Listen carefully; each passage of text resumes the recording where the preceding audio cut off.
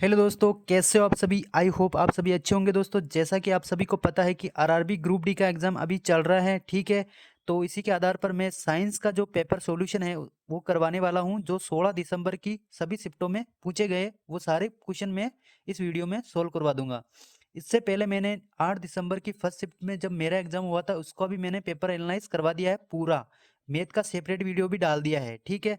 यदि आपने नहीं देखा तो जाकर देख लीजिए। 9 दिसंबर की भी मैंने डाल दिया है, ठीक है। तो आपने नहीं देखा होगा तो आप जरूर जाकर देख लीजिए एक बार, आपको एग्जाम में हेल्प होगी, ठीक है दोस्तों।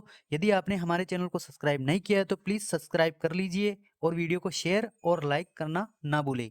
चलिए शुरू करते हैं। पहला क्वेश्चन है जो रिएक्शन से दिया हुआ था, अभिक्रिया से, ठीक है। जब कैल्शियम ऑक्साइड और H2O यानी पानी से जब अब के बीच होने वाली अभिक्रिया, तो इसके बारे में जो रिएक्शन है तो कौन सी अभिक्रिया है, तो ये एक संयोजन अभिक्रिया है, ठीक है। ये कौन सी अभिक्रिया है दोस्तों?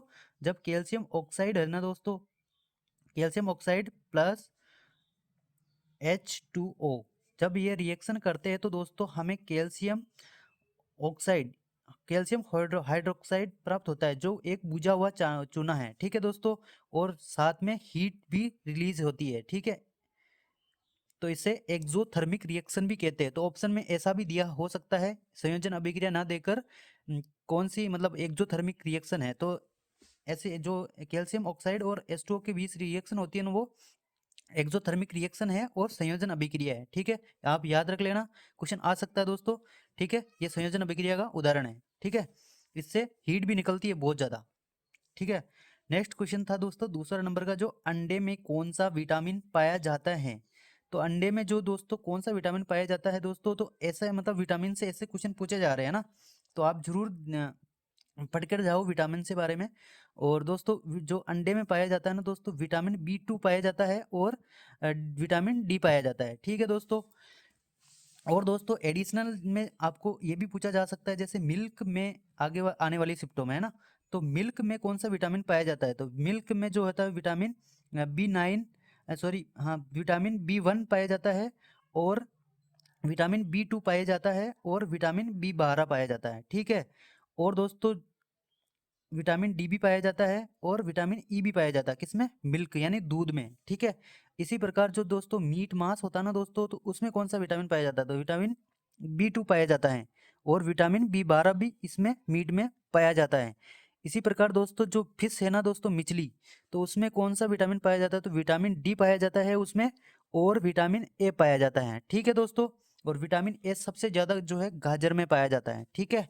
ये भी आप ध्यान रख लेना, नेक्स्ट शिफ्टों में पूछा जा सकता है, ठीक है।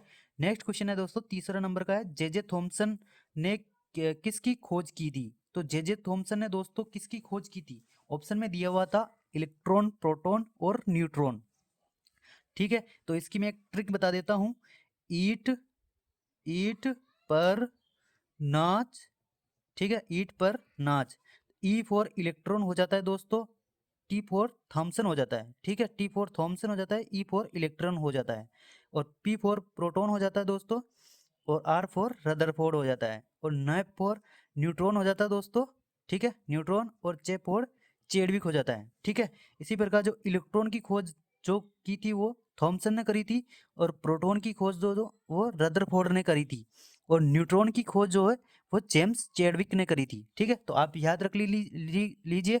इस शिफ्ट में ये क्वेश्चन पूछा गया है तो अगली शिफ्ट में ऐसा क्वेश्चन पूछा जा सकता है, ठीक है। तो इलेक्ट्रॉन की खोज किसने की थी, तो वो जे थॉमसन ने करी थी, यहाँ पे इलेक्ट्रॉन हो जाएगा, ठीक है दोस्तों। यदि आपको वीडियो अच्छा लगा तो वीडियो को लाइक और चैनल को सब्सक्राइब ना करना भूले दोस्तों। मेहनत थोड़ी सी इसमें लिखने में मेहनत लगती है ना दोस्तों, थोड़ी सी मेहनत मैं कर रहा हूँ तो थोड़ी सी मेहनत आप कर लीजिए। वीडियो को लाइक और चैनल को सब्सक्राइब जरूर कर दीजिए दोस्तों, ठीक है। नेक्स्ट क्वेश्चन है दोस्तों, जो चौथा नंबर का क्वेश्चन है दोस्तों, सीलिया मानव शरीर के किस भाग में पाए जाते हैं। जो सीलिया है मानव शरीर के किस भाग में पाया जाता है, तो दोस्तों सीलिया जो होता है वो क्या काम करता है। जो सीलिया जो होता है ना दोस्तों, जो हमारे श्वसन पथ है ना दोस्तों, उसमें जो हानिकारक बैक्टीरिया है और धुआं है ना सर, तो उनसे हमें प्रोटेक्ट करता है, ठीक है। तो क्या धूल के जो कण होते हैं उनसे हमें प्रोटेक्ट करता है। तो जैसे हम स्मोकिंग करते हैं ना दोस्तों, तो हमारे जो सीलिया होता है ना दोस्तों वो नष्ट हो जाता है। ये पाया जाता है हमारे जो श्वसन नली है ना दोस्तों, तो उसके ऊपरी पथ में, ठीक है, श्वसन पथ में ऊपरी पथ में पाया जाता है। यानी हमारी जो ट्रेकिया है ना दोस्तों, उसमें पाया जाता है, हमारे श्वास नली में। तो श्वास नली इस क्वेश्चन का राइट आंसर हो जाएगा, श्वास नली। ठीक है, नेक्स्ट क्वेश्चन था दोस्तों, एक क्वेश्चन था तो मेरे शिफ्ट में पूछा गया था दोस्तों, स्मोकिंग करने से क्या हो जाता है। तो ऐसा ही है, जो सीलिया है ना दोस्तों, वो पैक्ट होता है, ठीक है, इसी वजह से हमारी एल्वेओली और जो फेफड़ों का कैंसर हो जाता है। ठीक है, नेक्स्ट क्वेश्चन है दोस्तों, 5वें नंबर का क्वेश्चन है दोस्तों, उत्तल लेंस में यदि उत्तल लेंस में वस्तु को बाएं फोकस और लेंस के बीच रखा जाए तो प्रतिबिंब कहाँ पर बनेगा। तो दोस्तों आपको जो लेंस वाला फॉर्मूला है ना, और जो लेंस से सारे जो डायग्राम है ना दोस्तों, तो वो जरूर आपको पढ़ के जाना है कि उससे कौन सा प्रतिबिंब बनता है, वस्तु को कहाँ पर रखने पर कैसा प्रतिबिंब बनता है। तो ऐसा वीडियो आपको देख कर जाना है, जो नीरज सर ने करवा रखा है पूरा, है ना। तो आपको जरूर देख के जाना है दोस्तों, क्वेश्चन आ रहे हैं उनसे, है ना, लेंस वाले चैप्टर से।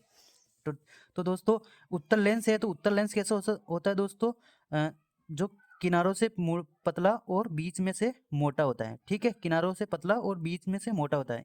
एक जो ये रेखा होती है, इससे बोलते हैं मुख्य अक्ष होता है दोस्तों। ये बोल रहा है कि भाई बाएं फोकस, यानी बाएं फोकस, यहाँ पे होता है फोकस यानी F1, और यहाँ पे होता है F2।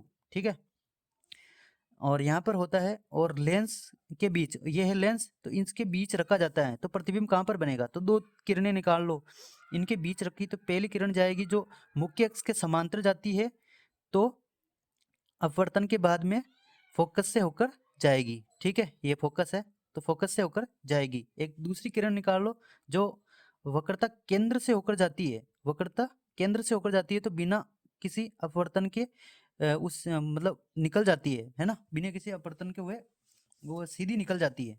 तो ये कहीं पे मिलेगी नहीं, इधर जाएगी, तो पीछे एक्सटेंड करने पर ये यहाँ पर मिलती हुई प्रतीत होती है। तो कैसा प्रतिबिंब बनेगा दोस्तों, तो हमेशा इस कंडीशन में जब एक जो है यहाँ पर बनेगा आभासी प्रतिबिंब बनेगा।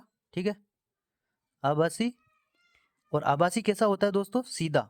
ठीक है, आभासी कैसी होती है, सीधा सीधा होता है, और बड़ा प्रतिबिंब बनेगा। ठीक है, ऐसा ही ऑप्शन में दिया हुआ था, तो यही इस क्वेश्चन का राइट आंसर हो जाएगा दोस्तों, जो क्वेश्चन में पूछा गया है। ठीक है, नेक्स्ट क्वेश्चन है दोस्तों, 12 वोल्ट की बैटरी के साथ 4 ओम और 10 ओम के प्रतिरोध श्रृंखला में जोड़े जाते हैं। ठीक है, और तो उसमें प्रवाहित धारा ज्ञात करनी है। तो दोस्तों जो श्रृंखला में जो प्रतिरोध होते हैं ना दोस्तों, तो इसका एक डायग्राम बना लेंगे पहले। तो 4 ओम के प्रतिरोध है एक तो, ठीक है, 4 ओम, और दूसरा जो प्रतिरोध है वो 10 ओम का है। ठीक है, और इससे हम बैटरी से कनेक्ट कर देंगे। ठीक है, 12 वोल्ट की जो बैटरी है उससे कनेक्ट कर देंगे। तो इसमें हमें प्रवाहित धारा का मान पता करना है। ठीक है, तो इसका फॉर्मूला होता है, पहले इसका जो इक्विवेलेंट प्रतिरोध है वो निकाल लेंगे। ठीक है, तो जब श्रृंखला में जुड़े होते हैं दोस्तों आर इक्विवेलेंट क्या होता है दोस्तों, दोनों प्रतिरोधों का योग हो जाता है। तो 10 और 14 हो जाएगा, पूरा आर इक्विवेलेंट का मान 14 हो जाएगा। ठीक है, तो V बराबर फॉर्मूला होता है V बराबर I इंटू आर। तो हमें प्रतिरोध दिया हुआ था और जो वोल्टेज दिया हुआ था, है ना। तो 12 वोल्ट की बैटरी थी और हमें धारा ज्ञात करनी थी, और प्रतिरोध कितना हो गया, टोटल 14 हो गया। तो I निकाल लो इस प्रकार से, तो I बराबर हो जाएगा 12/14। ठीक है, इसको काट लो, 2 छिके 12, 2 सते 14, यानी एक से बहुत कम आएगी, तो 0.8 के समथिंग इसका आंसर आएगा। ठीक है, ठीक है, ऐसा ही ऑप्शन में दिया हुआ था। ऐसे ऐसे इजी इजी क्वेश्चन आ रहे हैं, ज़्यादा हार्ड नहीं आ रहे साइंस में। ठीक है, ऊपर ऊपर से पूछा जा रहा है। ठीक है, नेक्स्ट क्वेश्चन है दोस्तों, 1 किलोवाट घंटा ऊर्जा के बराबर है। तो 1 किलोवाट घंटा जो है उसका मान किसके बराबर है दोस्तों, तो 1 किलोवाट घंटा होता है ना दोस्तों, तो वो होता था 3.6 इंटू 10⁶ जूल। ठीक है, यही होता है ना, जो ऑप्शन में दिया हुआ होगा, तो यही इस क्वेश्चन का राइट आंसर हो जाएगा, 1 किलोवाट घंटा। ठीक है, नेक्स्ट क्वेश्चन है दोस्तों, 8वें नंबर का है, 6600 जूल ऊर्जा किसी उपकरण द्वारा 3 मिनट में उपयोग की जाती है, तो शक्ति ज्ञात करनी है। तो शक्ति का फॉर्मूला क्या होता है दोस्तों, शक्ति का फॉर्मूला होता है P बराबर V I, P बराबर वी आई होता है, ठीक है। और दोस्तों कार्य करने की दर क्या होती है, शक्ति होती है, ठीक है। एक फॉर्मूला ये होता है और एक होता है कार्य करने की दर को शक्ति कहते हैं, ठीक है। तो कार्य कितना हुआ दोस्तों, कार्य कितना हुआ 6600 जूल, ठीक है। और समय कितना है दोस्तों, ये वाला एडिशनल फॉर्मूला आप याद रख लीजिए, नेक्स्ट शिफ्टों में पूछा जा सकता है, इंपॉर्टेंट है दोस्तों, है ना। तो हमें शक्ति याद करनी है, तो पी हो गया, और कार्य कितना है तो 6600 जूल है, और समय कितना है दोस्तों, तो 3 मिनट है, तो इसको सेकंड में बदल लेना है, ठीक है। क्योंकि इसका जो शक्ति का जो मात्रक होता है वो जूल प्रति सेकंड होता है, ठीक है। तो इसको हम 6 से मतलब 60 से गुणा कर देंगे, ठीक है। तो 6 दिया 18 हो जाएगा, इससे हम काट देंगे, 0 से 0 कट जाएगा, और 6 से काटेंगे, 6 कम 6 और 6 कम 6 110/3, इसको हम काट देंगे आगे, तो हमारा आंसर आ जाएगा 3 3 9, फिर बचेगा 3 3 9 बचेगा 2, 3 चंग 18, ठीक है। 3 चंग 18, तो दो, 36 सही 2/3 जूल प्रति सेकंड में आंसर आ जाएगा, ठीक है। यही पूछा गया था, भी शक्ति याद करो, ठीक है। नेक्स्ट क्वेश्चन था दोस्तों 11वें नंबर का है, 9वें नंबर का क्वेश्चन है, जंतु ऊतक में सुरक्षा का कार्य कौन करता है। तो जंतु ऊतक में सुरक्षा का कार्य कौन करता है, तो दोस्तों जो हमारा उपकला ऊतक होता है ना दोस्तों, उपकला ऊतक, उपकला ऊतक, ठीक है, जो ये हमें प्रोटेक्शन करता है, ठीक है। यही इस क्वेश्चन का राइट आंसर हो जाएगा दोस्तों। तो आपको आपका जो टिश्यू वाला चैप्टर है ना, वो आपको पढ़कर जाना है नेक्स्ट शिफ्टों के लिए, ठीक है। नेक्स्ट क्वेश्चन है दोस्तों 10वें नंबर का है, ध्वनि और प्रतिध्वनि को सुनने में न्यूनतम समयांतर क्या होता है। तो दोस्तों जो ध्वनि और प्रतिध्वनि होती है ना, तो उसमें मिनिमम जो होता है वो कम से कम जो होता है वो 0.1 सेकंड का अंतर होता है, ठीक है। तो ये क्वेश्चन पूछा गया है, ठीक है, 16 दिसंबर को, ठीक है। तो आप याद रख लेना, ऐसा क्वेश्चन पूछा गया है, ठीक है। तो ध्वनि वाला चैप्टर भी आपको पढ़ के जाना है, ठीक है। सारे नीरज सर ने करवा रखे हैं, तो आप एक बार इस वीडियो को जरूर देख के जाओ। नेक्स्ट क्वेश्चन है दोस्तों 11वें नंबर का है, प्रकाश के वर्ण विक्षेपण की खोज किसने करी थी। तो जो प्रकाश का वर्ण विक्षेपण है ना दोस्तों, तो उसकी खोज न्यूटन, आइजैक आइजैक न्यूटन ने करी थी।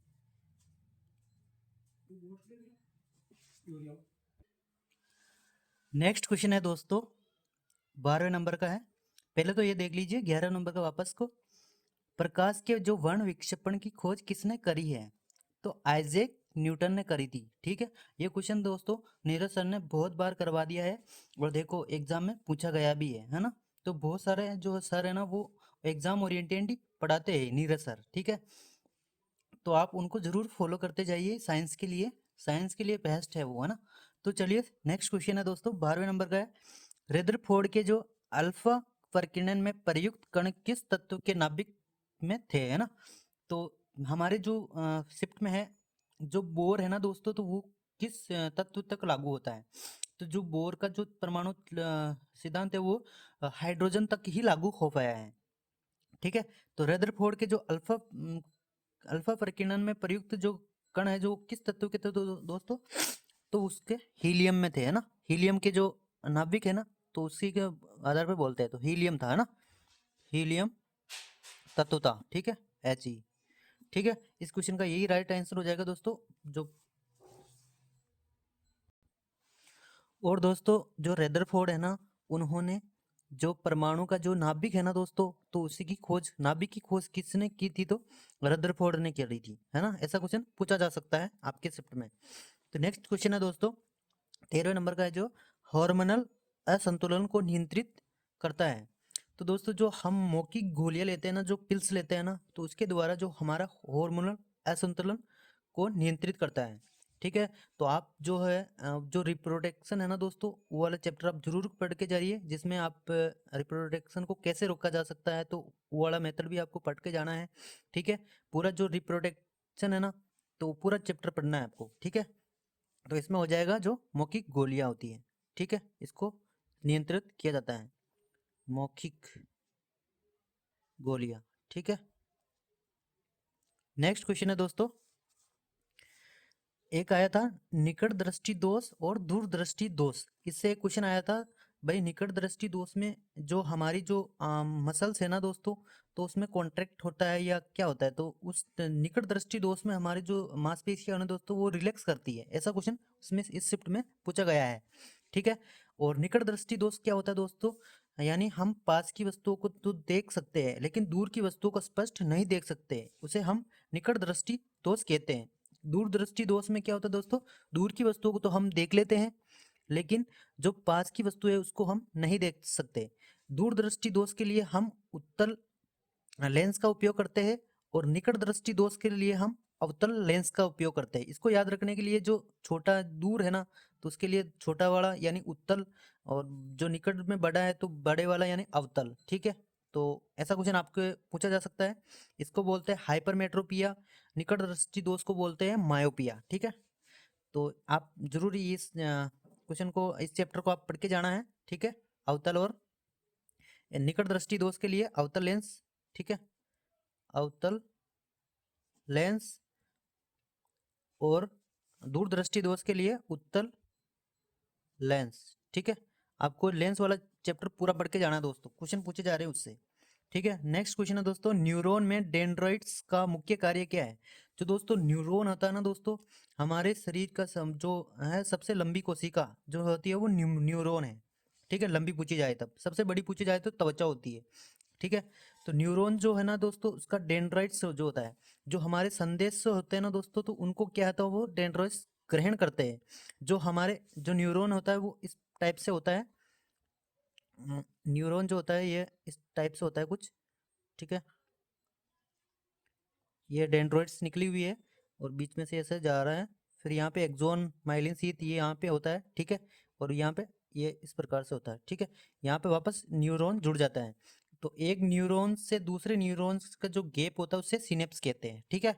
और ये होती है दुम्बिकाई, है ना, डेंड्राइट्स, ठीक है। तो ये क्या होती है, सूचनाओं को ग्रहण करती है। और यहाँ पे केंद्रक होता है, कोशिका काय होता है, यहाँ से होते हुए जो विद्युत आवेश के रूप में चलता है, विद्युत रासायनिक आवेश, और यहाँ पर उसमें कन्वर्ट होकर, रासायनिक में कन्वर्ट होकर वापस डेंड्राइट्स में चलकर हमारे मस्तिष्क में पहुंच जाते हैं, ठीक है। इसी प्रकार से हमारा जो न्यूरॉन का डेंड्राइट्स का मुख्य कार्य क्या है, तो जो संदेश होते हैं उसको ग्रहण करना, ठीक है। नेक्स्ट क्वेश्चन है दोस्तों, विभोजतक ऊतक की कोशिकाओं का प्रमुख लक्षण क्या है। जो विभोजतक ऊतक है ना दोस्तों, उसकी कोशिकाओं का मुख्य कार्य क्या है। तो विभोजतक ऊतक है ना जो दोस्तों, विभाजन कोशिकाओं में जो विभाजन होता है ना दोस्तों, जो पौधे की पादप की कोशिकाओं में उनमें विभाजन का होता है, तो विभोजतक ऊतक, जो ऊतक है दो प्रकार के होते हैं। एक तो विभोजतक ऊतक, एक होता है जब वो विभोजतक ऊतक जो अपनी विभाजन होने की क्षमता खो देते हैं, तब हो जाता है अस्थायी ऊतक, ठीक है। अस्थायी ऊतक दो प्रकार के होते हैं, सरल अस्थायी ऊतक और जटिल अस्थायी ऊतक, ठीक है। सरल अस्थायी ऊतक होता है पेरेन्काइमा, स्क्लेरेन्काइमा और कोलेनकाइमा, ठीक है। जटिल अस्थायी ऊतक जाइलम और फ्लोएम होते हैं, ठीक है। याद रख लेना, आपको दोस्तों शिफ्ट में पूछा जा सकता है। तो विभोजित ऊतक की कोशिकाओं का प्रमुख लक्षण है दोस्तों, विभाजन, कोशिकाओं में विभाजन की क्षमता, ठीक है। कोशिकाओं में कोशिका विभाजन, ठीक है। और नेक्स्ट क्वेश्चन दोस्तों 17 नंबर का है, कौन सा तत्व ठंडे पानी से तीव्र अभिक्रिया करता है।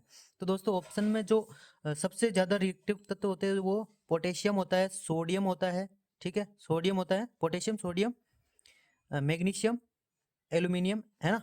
तो एक क्वेश्चन है जो सबसे ज्यादा रिएक्टिव होता है वो सोडियम होता है। यदि ऑप्शन में सोडियम दिया होता तो सोडियम हो जाता, यदि मैग्नीशियम दिया तो मैग्नीशियम हो जाता, है ना।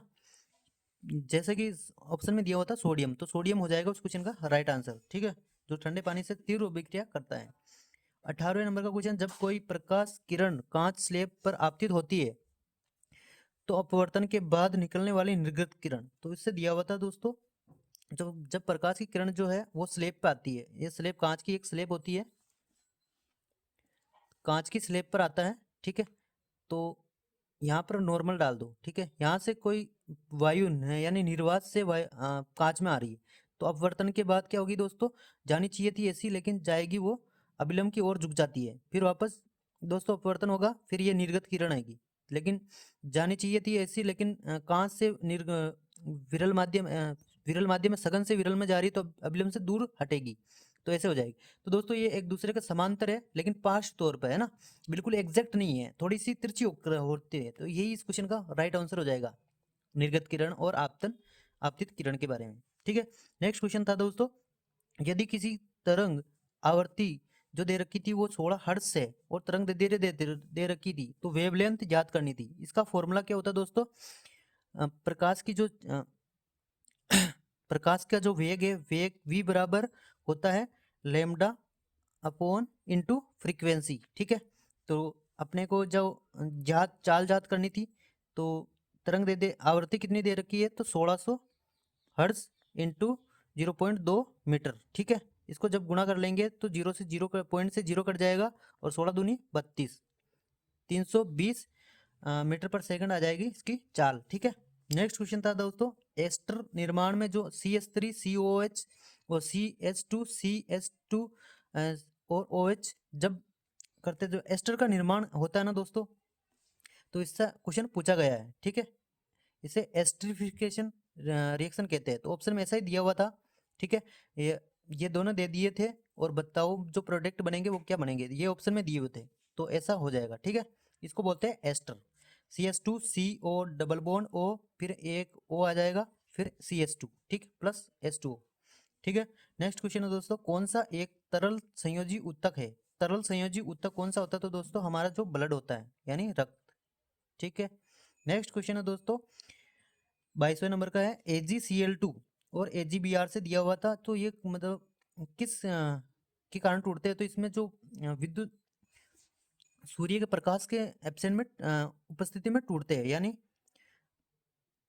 इसको बोलते हैं अपघटन अभिक्रिया। ठीक है, अपघटन हो रहा है तो अपघटन अभिक्रिया बोलते हैं। ठीक है, नेक्स्ट क्वेश्चन है दोस्तों, प्लेनेरिया किस विधि से प्रजनन करता है। तो दोस्तों प्लेनेरिया एक हाइड्रा भी होता है, तो ये पुनर्जनन रीजनरेशन के माध्यम से पुनर्जनन करते हैं। ठीक है दोस्तों, ये देख लीजिए आप थोड़ा सा AgCl के बारे में आप देख लीजिए, ये वाले जो है इसमें अपघटन अभिक्रिया होती है जो सनलाइट के एब्सेंट में टूटता है। और कौन सा एक तरल संयोजी उत्तक है, तो रक्त जो तरल संयोजी उत्तक होता है। ठीक है, एस्टर का ये वाला फॉर्मूला आया था एग्जाम में। ठीक है, आपकी शिफ्टों में पूछा जा सकता है। और प्लेनेरिया किस विधि से द्वारा प्रजनन करता है, तो प्लेनेरिया जो होता है वो रीजनरेशन के माध्यम से प्रजनन करता है, रीजनरेशन। ठीक है, और एक जो दोस्तों हाइड्रा भी है ना दोस्तों, वो भी रीजनरेशन से करता है, और हाइड्रा जो मुकुलन से भी करता है, और यीस्ट जो है वो भी मुकुलन से करता है, लेकिन रीजनरेशन से जो है प्लेनेरिया और हाइड्रा भी करते हैं, है ना। तो आप याद रख लीजिए, यानी रिप्रोडक्शन आपको पढ़ के जाना है। और बाकी मैंने ये सारे क्वेश्चन करवा दिए हैं जो 16 दिसंबर की शिफ्टों में पूछे गए क्वेश्चन है। यदि आपको वीडियो अच्छा लगा तो वीडियो को लाइक और चैनल को सब्सक्राइब जरूर कर दीजिए दोस्तों। ठीक है, मैं आपके लिए थोड़ी सी मेहनत कर रहा हूँ, तो आप भी थोड़ी सी मेहनत कर दीजिए। ठीक है, इससे पहले मैंने ये वाला वीडियो भी बना दिए हैं, आपने नहीं देखा तो जरूर देख लीजिए दोस्तों। ठीक है, और ये देखो ग्रुप डी का जो मेरी शिफ्ट में आया था 8 दिसंबर की फर्स्ट शिफ्ट में, ये वाला मैंने पूरा पेपर करवा दिया है सॉल्यूशन मैथ का। ठीक है, इसके बाद में 9 दिसंबर की थर्ड शिफ्ट में पूछा गया है, पूरा मैंने करवा दिया। यदि आपने वीडियो को नहीं देखा तो जरूर जाके देख लीजिए, आपको एग्जाम में जरूर फायदा होगा दोस्तों। और इसके बाद में ये वाला जो है मैं अपलोड कर दूंगा आज शाम को। ठीक है, चलिए, जय हिंद जय भारत, मिलते हैं नेक्स्ट वीडियो में।